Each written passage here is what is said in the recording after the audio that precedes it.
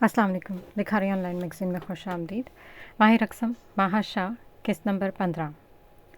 वो जितनी तेज़ हो सकता था उतनी तेज़ गाड़ी चलाते हॉस्पिटल पहुंचे थे। वो दोनों तेज़ी से अंदर दौड़े। तैमूर ने एक नज़र हॉस्पिटल को देखा और गिरती नीचे उतारी। रेहात ने इसके कंधे पर हाथ रखा। उसने आंखें बंद करते अंदर कदम रखा। सालार, अस्मा चिल्लाती हुई साकत बैठे सालार की जानिब भागी। उसने चौंक कर इसे देखा। सब इनकी जानिब मतवज्जो हुए। सर्विश ने अखनान की तरफ कदम बढ़ाए। अस्मा भागकर उसके करीब गई। सलार ने उसको खुद में भींचा। इसको जैसे ढारस मिली थी। अखनान कैसे हुआ ये सब? सर्विश ने इसके सुर्ख नम आंखों को देखते पूछा। अखनान ने सरनफी में हिलाते बाल मुट्ठी में जकड़े। वो मंजर नहीं बयान कर सकता था। रेहात ने फवाद के कंधे पर हाथ रखा। फवाद ने सुर्ख नज़रों से उसको देखा। तैमूर ने कदम वजदान और हैदर की जानिब बढ़ाए। कैसे हैं साइम लाला? वो बमुश्किल बोला था। हैदर ने इसकी हालत देखते होंठ भींचे, जबकि वजदान ने लरसते हाथों से इसको गले से लगाया। बहुत सीरियस कंडीशन है तैमूर। ये 1 घंटा हमारे लिए अजाब है। साइम लाला की हालत बहुत नाजुक है। अगर इनको एंटीडोज ना दिया गया तो सारी ज़िंदगी। इससे आगे वजदान कुछ भी ना बोल सका। उसके गले लगता हिचकियों से रोने लगा। तैमूर बेजान हुआ था। हैदर, सलार और फवाद का दिल कुरलाया। इन सब का प्यार। वजदान जो हंसता रहता था आज हिचकियों से रो रहा था। रेहात ने अफसोस से आईसीयू की तरफ देखा। अस्मा और सर्विश ने मुंह पर हाथ रखा। आंसू इनकी आंखों से बह रहे थे। दुआ आखिरी हल है हमारे पास। दुआ करो सब, अखना ने नम आंखों से कहा। तो सब ने बिना देरी किए हाथों को दुआ में उठाते आंखें मूंदते लरसते लबों के साथ दुआएं मांगनी शुरू कर दी। महक ने 1 बजाती घड़ी को देखा। या अल्लाह, मुझे सुकून क्यों नहीं हो रहा? साइम कहाँ रह गए? वो बेड से उठ खड़ी हुई। दीवार में नज़्म इसकी तस्वीर के सामने आई। काली शलवार कमीज में मलबूस कंधों पर शॉल रखे वो शहजादा पूरी आबोताब से मुस्कुरा रहा था। गालों पर डिम्पल वाज़े थे। महक ने मुस्कुराते हुए उसकी तस्वीर पर हाथ रखा। आपके ये जो डिम्पल हैं सच में बहुत प्यारे हैं साइम साईं। वो मुस्कुराते हुए बोली। प्यारे होंगे, लेकिन जान से प्यारा इस दुनिया में ना कोई है ना कोई होगा। वो अकीदत से उसके माथे पर लब रखते बोला। अच्छा फिर ये मुझे दे देना। वो शरारत से मुस्कुराई। जबकि पूरा खादिम तुम्हारा है तो ये डिम्पल भी तुम्हारे ही हुए। चुरा लो। वो मोहब्बत से कहते आखिर में अपने डिम्पल की नुमाइश की। महक ने उसके गाल के गड़े पर उंगली रखी और आंखें पटपटाई। ये सब देखते साइम के गालों की गहराई और भी गहरी हुई थी। भाई आप ऐसे ना मुस्कुराया करें, मुझे कुछ कुछ होता है। वो झुंझुलाई तो साइम ने मुस्कुराहट छुपाते उसके फूलों मुंह को देखा। क्या होता है? वो संजीदगी से बोला, लेकिन आंखों से मोहब्बत छलक रही थी। मैं अपनी सब बातें भूल जाती हूँ ना, फिर मुझे समझ में नहीं आती कि मैं क्या करूँ। बस दिल करता है कि आपके डिम्पल्स देखते रहूँ। वो होंठ निकालते बोली तो दिलकश कहके से वो हंसा। वो इस हंसी को देखने लगी। मेरी महबूब बीवी, मेरे दिल की धड़कन, मेरे जीने की आस, मेरा सुकून, मैं कुर्बान जाऊँ मैं अपनी सईद सादी के। ज़मा कुर्बान शे। वो इसके माथे से माथा टिकाए हंसते हुए बोल रहा था। वो आंखें झुकाई मुस्कुराई। वो हंसता जा रहा था। महक वो पल याद करते मुस्कुराई। आप दिल में बस गए हो खान जी। आपके बिना एक पल नहीं लगता। आ जाए ना। अब वो उसकी तस्वीर को छूते कह रही थी, किसी आस से। शायद वो कुछ सुन ले। हमजा से कहती हूँ। वो सोचकर मोबाइल उसकी जानिब बढ़ी, लेकिन अपना फ़ोन ऑफ देखते वो गहरी सांस लेते नीचे उतरी। एकदम दिल साकित हुआ और फिर इतनी तेज़ी से धड़का कि इसको लगा कि दिल भी बाहर आ जाएगा। साईं, वो गिलती उतारते बोली और तेज़ी से नीचे दौड़ी। अलीशा, साइम लाला की हालत ठीक नहीं है। वो 1 घंटे के लिए इनके लिए बहुत अहम है, वरना। नेहा की आवाज़ पर वो साकित हुई। ये क्या था? क्या इसलिए इसका दिल धड़क रहा था? वो मौत के मुंह में था और वो अनजान थी। कैसे ये सब इतने खुदगर्ज हो सकते हैं? उसके सर का ताज ज़िंदगी और मौत की कश्मकश में था और वह सब इसे सच छुपा रहे थे। वो साकित से इनको देख रही थी। दिल की रफ्तार हद से ज़्यादा हल्की थी। अलीशा ने इसकी तरफ देखा तो उसके होश उड़े। उसकी फक चेहरे से उसकी जान निकल रही थी। महक। अलीशा उसकी तरफ बढ़ी। नेहा ने भी घबरा कर उसको देखा। इसके चेहरे से सारा खून जैसे नुचड़ गया था। इसका साईं, इसका सुकून रक़्सम कहने वाला इसका शौहर ख़तरे में था। वो बेदम होती ज़मीन पर गिरी। सीढ़ियों के कोने पर इसका सर ज़ोरदार आवाज़ के साथ लगा और खून ने जैसे बाहर आने का रास्ता ढूंढ लिया था। महक, भर जाई। वो दोनों चीखती हुई उसकी जानिब भागी। अल्लाह या अल्लाह। अलीशा रोते हुए इसके बेजान वजूद को संभालने लगी। नेहा ने आंखें साफ करते तेज़ी से अपना दुपट्टा उसके सर के नीचे रखा। घर में कोई भी नहीं है। علیشہ بدحواسی سے بولی۔ اس کو لے کر چلو، میں ڈرائیو کرتی۔ اگلے ہی پل وہ تیز سے بولی اور اس کو سہارا دیا۔ وہ دونوں جیسے تیسے کرتی اس کی گاڑی کو لائی، اس کو گاڑی تک لائیں۔ گارڈ نے جلدی سے گیٹ کھولا۔ تم یہیں رک جاؤ، بچے اکیلے ہیں، علیشہ نے آنسو صاف کرتے کہا تو نیہا نے سر اس بات میں ہلایا اور اتری۔ جلدی جاؤ، وہ فکر مندی سے بولی۔ علیشہ نے تیزی سے گاڑی بھگائی۔ نیہا نے اندر کی طرف بھاگتے حیدر کو کال ملائی۔ حیدر نے آنکھیں مسلتے فون اٹھایا۔ ہاں نیہا بولو، وہ دھیمی آواز میں بولا۔ کیا؟ وہ چیخا۔ سب نے اس کو پریشانی سے دیکھا۔ میں دیکھتا ہوں، وہ پیشانی مسلتا بولا۔ کیا ہوا بھائی، سب خیریت؟ عدنان دوڑ کر اس کی طرف آیا۔ یار وہ مہک، حیدر نے بیچارگی سے کہتے سب بتایا۔ سب نے سر پکڑے۔ اچھا ہے بھائی، اس کو پتہ چل گیا، ورنہ بعد میں بتانا اور بھی مشکل ہوتا۔ اسما نے نم لہجے میں کہا۔ میں جا رہا ہوں، دیکھتا ہوں، چلو چھوٹے خان۔ حیدر تیزی سے کھڑا ہوتا وہاں سے وجدان سے بولا۔ میں نہیں جاؤں گا اپنے لالا کو چھوڑ کر، وہ سرخ آنکھوں سے بولا۔ سب نے افسوس سے اس کی حالت کو دیکھا۔ میں چلتا ہوں۔ عدنان آگے آیا تو اس نے سر اس بات میں ہلایا۔ اس کے پیچھے ہی سروش بھی گئی۔ تیمور سے خود سے نظریں ملانا بھی مشکل لگ رہا تھا، دل پر بوجھ تھا۔ وجدان ساکت سا نظریں ICU کے لال بتی پر جمائے ہوئے تھا۔ آتے جاتے ڈاکٹر کو تیز سے اندر بھاگتے دیکھ رہا تھا۔ دماغ اس وقت کچھ بھی سوچنے سمجھنے کی قابلیت میں نہیں تھا۔ دل بس ایک دعا کر رہا تھا کہ اللہ میرے لالا کو ٹھیک کر دے۔ ابھی تک سائم کے مرنے کی اطلاع نہیں ملی، وہ ہنستے ہوئے بولی۔ ہسپتال میں اس کا علاج چل رہا ہے، لیکن اس کے بچنے کے چانسز بہت کم ہیں، کیونکہ جو زہر ہم نے دیا وہ اس کی اینٹی ڈوز تک نہیں پہنچ سکتے۔ اگر وہ زہر نکال دیتے ہیں تو بھی وہ مفلوج ہو جائے گا، وہ شخص بولا تو اس نے سگریٹ سلگاتے کہا لگایا۔ چلو ایک تو ختم ہوا، مسز خان مکاری سے کہا لگائی۔ بس اب انتظار تھا تو سائم کی موت کا۔ پتہ نہیں طاقت کے نشے میں لوگ چور یہ لوگ بھول کیوں جاتے ہیں کہ زندگی اور موت اس کے رب کے ہاتھ میں ہے۔ رب کی لاٹھی بے آواز ہے، جب وہ اپنی رسی کھینچتا ہے تو وہ انسان منہ کے بل زمین پر گرتا ہے۔ کچھ دیر میں وہ سب مہک کو لیے ہسپتال میں داخل ہوئے۔ سر پڑتا چہرہ دیکھتے سب نے دکھ سے سر ہلایا۔ سر پر پٹی وغیرہ کر دی گئی تھی، جبکہ نیند کا انجیکشن دے کر اس کو سلا دیا گیا۔ 2 گھنٹے گزرنے والے تھے، صرف 15 منٹ باقی تھے۔ ان سب کے دل دھک دھک کر رہے تھے۔ نظریں ICU کے دروازے پر جمی تھیں، جبکہ دل دعا گو تھے۔ وہ قیامت خیز 15 منٹ گزرے۔ اللہ اللہ کر کے ڈاکٹر باہر آیا۔ ان سب میں سے کسی میں بھی اتنی ہمت نہیں تھی کہ وہ اٹھ کر باہر ڈاکٹر کے قریب جاتا یا اس سے کچھ پوچھتا۔ ڈاکٹر نے سب کی حالت کو دیکھا۔ چلتے چلتے وہ وجدان خان کی جانب آیا جو سرخ آنکھوں سے اس کو دیکھ رہا تھا۔ دل سوکھے پتے کی مانند لرز رہا تھا، آنکھوں میں خوف کے سائے لہرائے۔ جس کو رب رکھے اس کو کون چکے۔ کنگریچولیشنز، زہر کا اینٹی ڈوز مل گیا اور ان کو دے دیا گیا ہے، آپ کچھ دیر میں ان سے مل سکتے ہیں۔ ڈاکٹر نے وجدان کا کندھا تھپ تھپایا اور مسکراتے ہوئے کہا، یا اللہ۔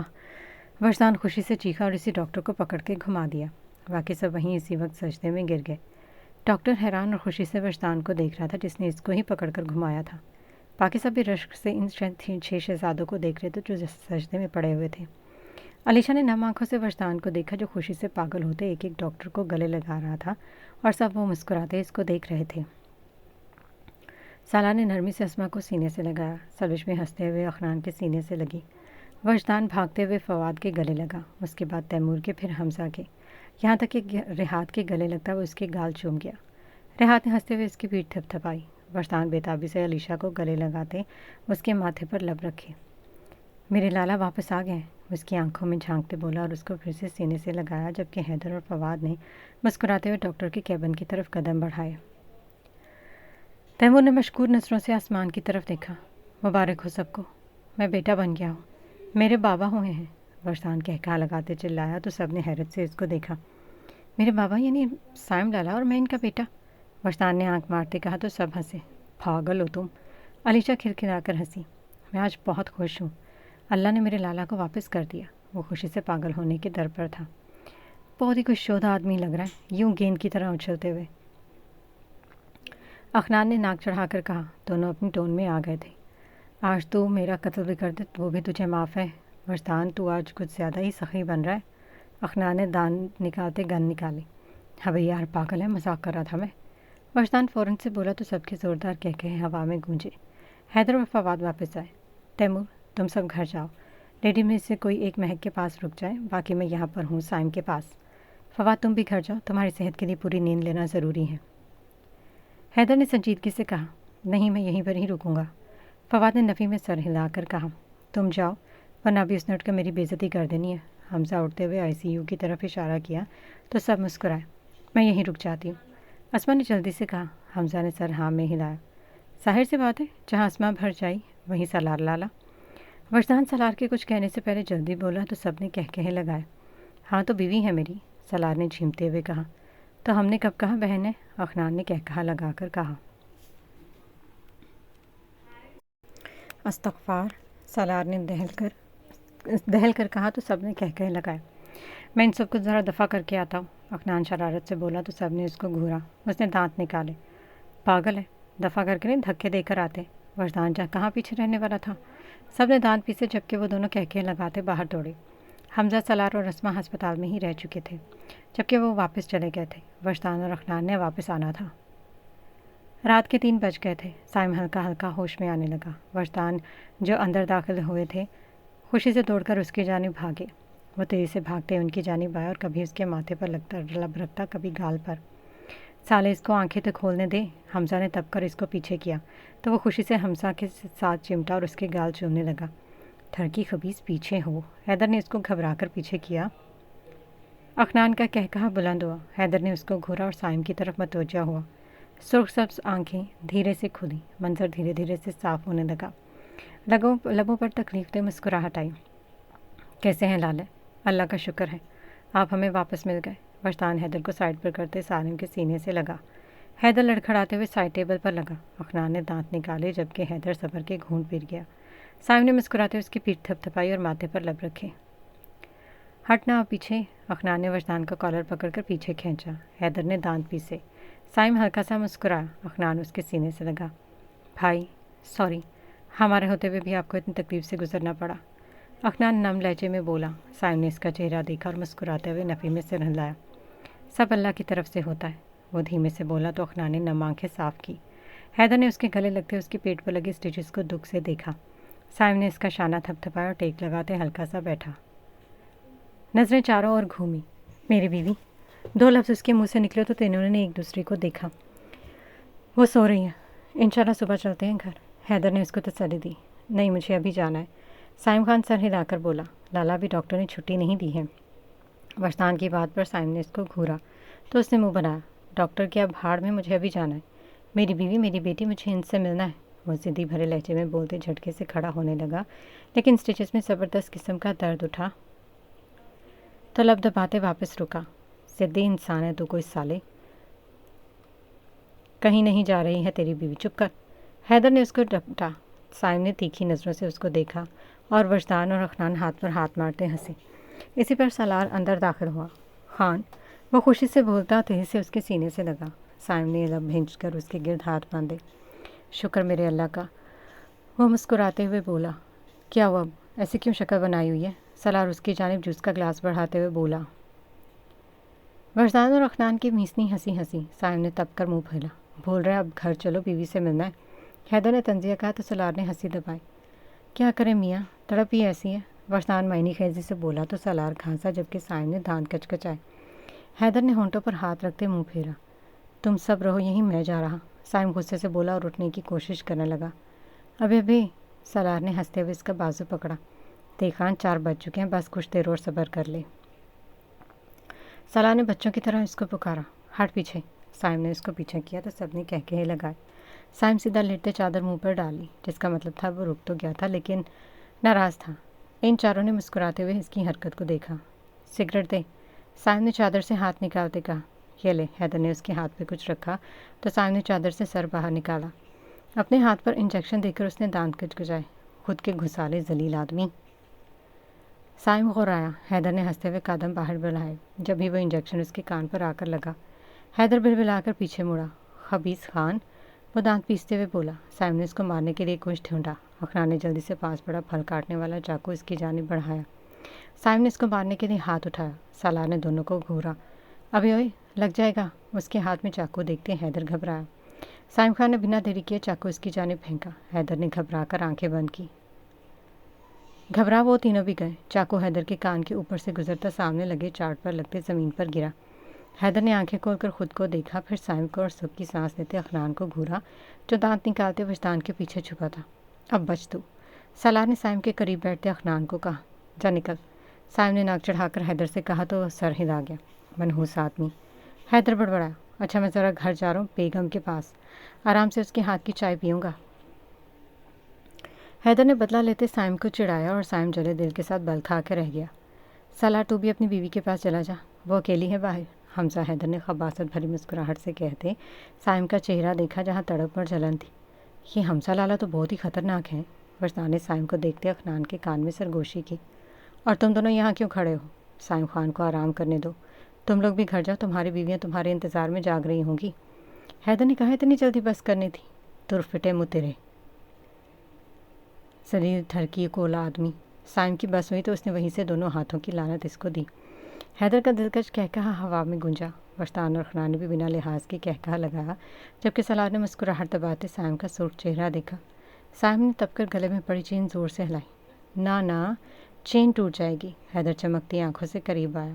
تیری ہڈیاں نہ مجھ سے ٹوٹ جائیں، اس لیے دفان ہو جائے یہاں سے۔ سائم نے سرخ چہرے سے اس کو دیکھا۔ حیدر کی ہڈیاں توڑنے والا کوئی پیدا نہیں ہوا جانی، یہ حق صرف میری بیوی کو ہے۔ حیدر بیڈ پر ہاتھ رکھے اس پر جھکتے چمکتی آنکھوں سے آنکھ مارتے بولا۔ سائم نے گھما کر لات اس کی ناک پر ماری۔ حیدر لڑکھڑاتے ہوئے پیچھا ہوا۔ اب کی بار کہکہا لگانے کی باری ہمارے لیپرڈ کی تھی۔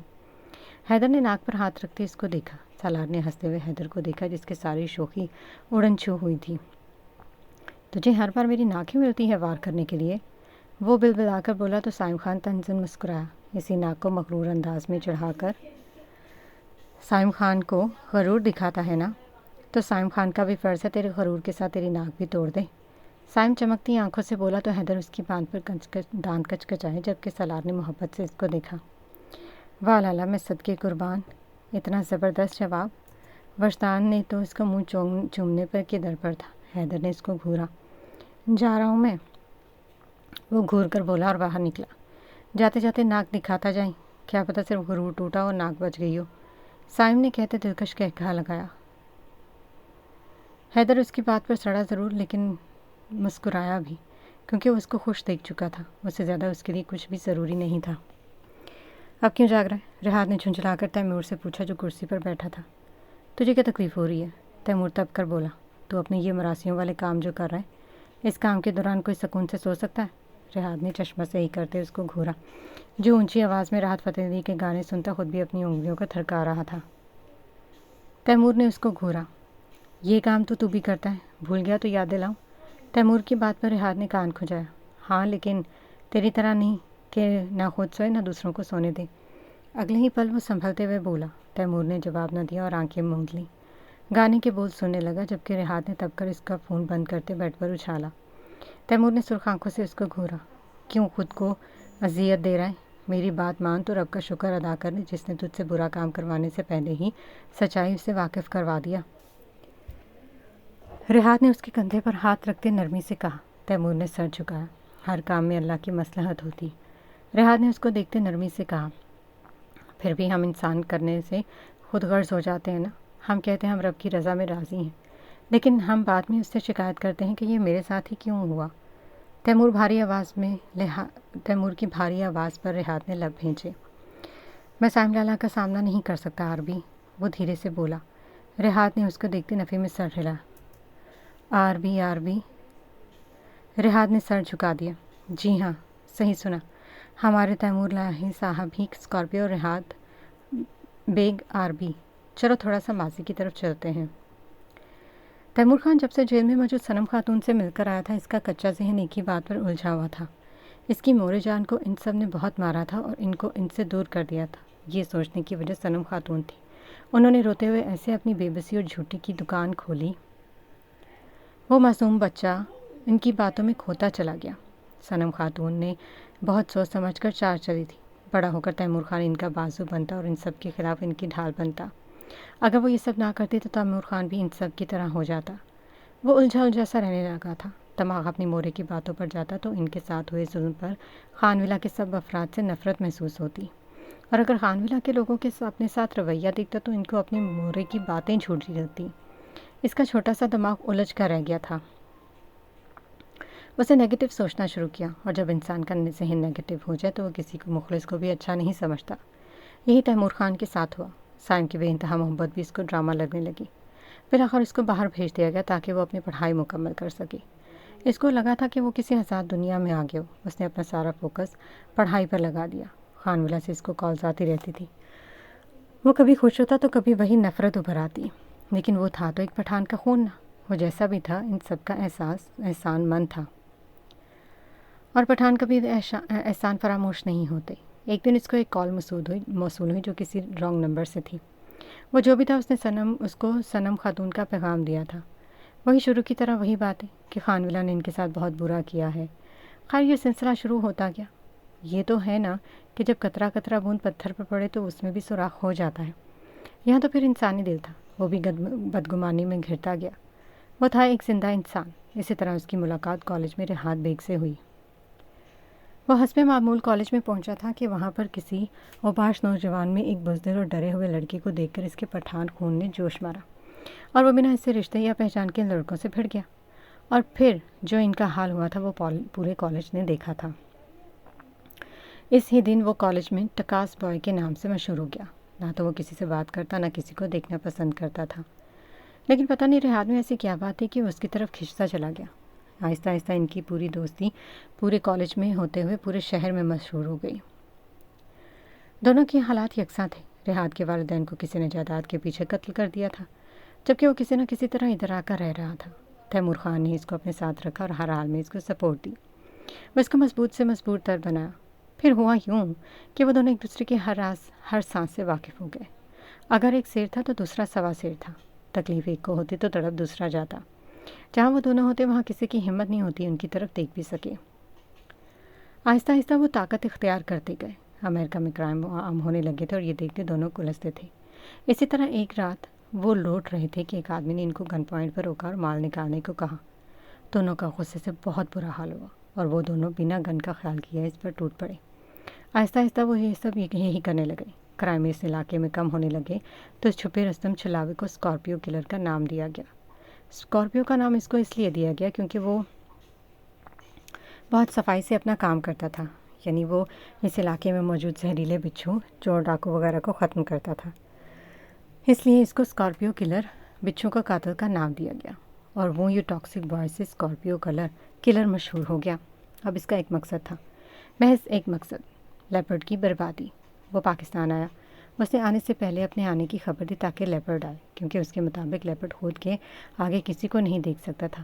لیکن اس کو مایوسی کا سامنا کرنا پڑا، کیونکہ نہ لیپرڈ آیا نہ اس کا ساتھی۔ اس نے پھر خود اس کو میسج کیا، لیکن وہ تب بھی حملہ نہیں کر پایا تو وہ چونکا۔ اس نے مسز خان کی تلاش شروع کر دی۔ اس کی تلاش کے مطابق ان کو سائم یعنی لیپرڈ نے ہی چھپایا ہوا، اس لیے وہ وشتان اور اس کے پیچھے اسلام آباد گیا۔ وہاں سے وشتان سے زبردستی فائل حاصل کی، لیکن وہ اس کو آرام سے دھوکہ دیا۔ وہ کلس کر رہ گیا۔ وہ اب تک یہی سمجھ رہا تھا مسز خان بے قصور ہے، اس کی مہر کسی کو ہاتھ نہیں لگا سکتی، لیکن اس کا یہ بھرم اس دن پاش ہوا تھا جب اس نے اپنی مورے کو خنڈوں کے ساتھ سائم پر حملہ کرتے دیکھا تھا۔ وہ اس سے اتنی نفرت ہونے کے باوجود اس پر گولی نہیں چلا سکا تھا۔ وہ تو اس کی مورے تھی، انہوں نے نہ صرف گولی چلائی تھی بلکہ کہا بھی لگایا تھا۔ وہ بری طرح ٹوٹ گیا، اس کے ساتھ دھوکہ ہوا، یہ سب اس کو بری طرح سے ہرٹ کر گیا تھا۔ اب وہ سمجھ نہیں پا رہا تھا کہ اپنے لالا جان کا سامنا کیسے کرے۔ اس نے تو اپنے وجدان والا پر ہاتھ اٹھایا تھا۔ اگر سائم خان کو پتہ چل گیا وہی اسکارپیو کلر ہے تو وہ پھر اس سے پہلے کی طرح پیش آئے گا۔ یہ تو پکا ہے کہ سائم کو جلد یا دیر پتہ چل جانا تھا، اور اس کو ڈر صرف اس بات کا تھا کہ اس کے لالا یہ بات سن کر کتنے دکھی ہوں گے۔ دیکھتے ہیں قسمت کا کس موڑ پر لاتی، یا تو اسکارپیو کلر ہمیشہ کے لیے گم ہو جائے گا یا پھر وہ دہشت کا ایک نیا روپ لے کر آئے گا۔ اف خدا، دعا نے حورین کے پاس بیٹھتے اس کے بازو ماتھے پر پٹی رکھتے دکھ سے کہا۔ رات وہ اس کو لائے تھے، اس کا کھویا کھویا انداز دیکھتے ان سب نے اس سے کچھ پوچھنا مناسب نہیں سمجھا تھا۔ اس کی بینڈیج وغیرہ کر دی گئی تھی اور نیند کی گولی کھلا کر سلا دیا گیا تھا، لیکن ابھی اس کی حالت ایسے تھی۔ وہ جو کھوئے کھوئے انداز میں دیواروں کو دیکھ رہی تھی۔ مسکان، مجھے لگتا ہے ہمیں واپس جانا ہوگا، حوری ابھی بہت ڈسٹرب ہو گئی ہیں ادھر آ کر، اگر ان کے بھائیوں نے ان کی یہ حالت دیکھی تو بہت اداس ہوں گی۔ دعا نے مسکان کو کہا۔ ہاں مجھے بھی لگتا ہے کہ میں اس کو یہاں بلا کر غلطی کر دی ہے، مسکان نے اس کی ساکت نظریں اور مرجھائے ہوئے چہرے کو دیکھتے ہوئے کہا، جبکہ وہ ہنوز دیوار کو دیکھ رہی تھی۔ ذہن میں رات والی یادیں تازہ تھیں۔ وہ اس کا لمس، اس کی پکار، اس کی دھڑکنوں کی آواز، اس کے ٹھنڈے ہاتھ کا وہ لمس۔ میں آج ہی سائم بھائی کو کال کرتی ہوں، وہ ہمیں لینے آ جائیں گے، دعا نے پریشان لہجے میں کہا۔ مسکان نے پھیکی مسکراہٹ سے سر ہلایا۔ میں جانتی ہوں یہ تمہاری بیسٹ فرینڈ ہے اور آج ہی تمہاری شادی کا پہلا فنکشن ہے۔ میں معذرت خواہ ہوں یار، ہم جب سے آئے ہیں تمہیں پریشان کر رہے ہیں، اور آج جب فنکشن ہے تو ہم جا رہے ہیں۔ دعا نے اس کا ہاتھ تھام کر کہا تو وہ مسکرائی۔ میرے لیے یہ بہت دکھ کی بات ہے کہ میری بیسٹ فرینڈس میری شادی میں شرکت نہیں کر سکتی، لیکن اس کی صحت سے بڑھ کر میرے لیے کچھ نہیں ہے۔ وہ یہاں کر مینٹلی ڈسٹرب ہوئی ہے۔ میرا خیال ہے یہاں سے جانا ہی اس کے لیے بہتر ہے۔ مسکان نے اس کا ہاتھ تھپ تھپا کر کہا اور حورین کو دیکھا جو اب گھٹنوں پر سر دیے بیٹھے تھی۔ میں ناشتہ لگواتی ہوں، وہ کہتے ہی نیچے بڑھ گئی۔ دعا نے گہری سانس لیتے حورین کو دیکھا۔